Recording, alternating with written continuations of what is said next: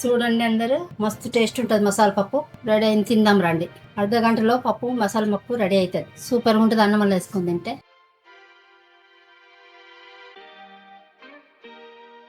ఇప్పుడు పొయ్యి ముట్టించుకున్నాము. బొగాన పెట్టుకుందాం. బొగాన పెట్టుకుంటే ఒక చెంచా నూనె పోసి, చెంచా నూనె పోసుకున్న తర్వాత హాఫ్ చెంచా జీలకర్ర వేసుకోవాలి. పచ్చిమిరపకాయలు వేసుకోవాలి.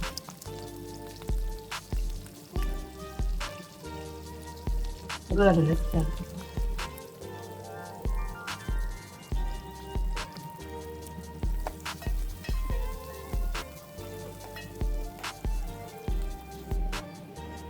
ఇలాగ ఎర్రగా అయిన తర్వాత 2 రెమ్మలు కరివేపాకు వేసుకోవాలి.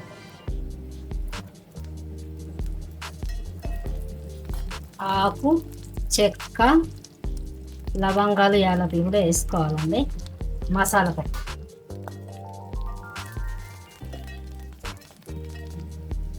కొత్తిమీర కూడా వేసుకోవాలండి.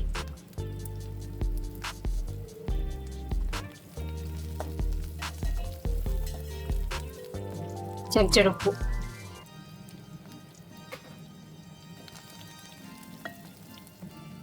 పచ్చిమిరపకాయలు వేసిన కాబట్టి కొంచెం కారం తక్కువ వేసుకున్నాం.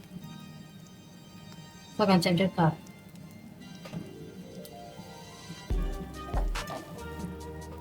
సగం చెంచా పసుపు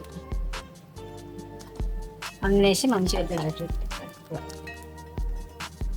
మసాలా పప్పు అన్ని ఇట్లా వేసుకొని కలుపుకున్న తర్వాత ఈ రకంగా పప్పు పెట్టుకోవాలి. ఉప్పు పెట్టుకుని పప్పు వేసుకోవాలి.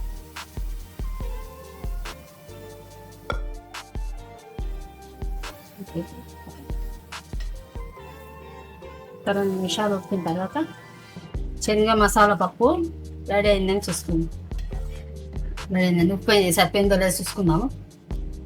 కమ్మగా ఉందండి, అన్నీ సరిపోయాయి. కొంచెం ధనియాల పొడి వేసుకొని చేసుకుందాం. ఒక నిమిషం.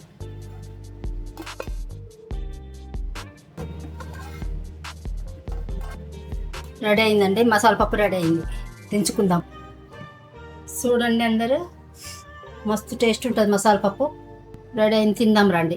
ఫోన్ చేసుకుందాము, మీరు కూడా రండి. అర్ధ గంటలో పప్పు మసాలా పప్పు రెడీ అవుతుంది. సూపర్గా ఉంటుంది. అన్నం వేసుకుని తింటే సూపర్ అంటే సూపరే. అందరు రండి.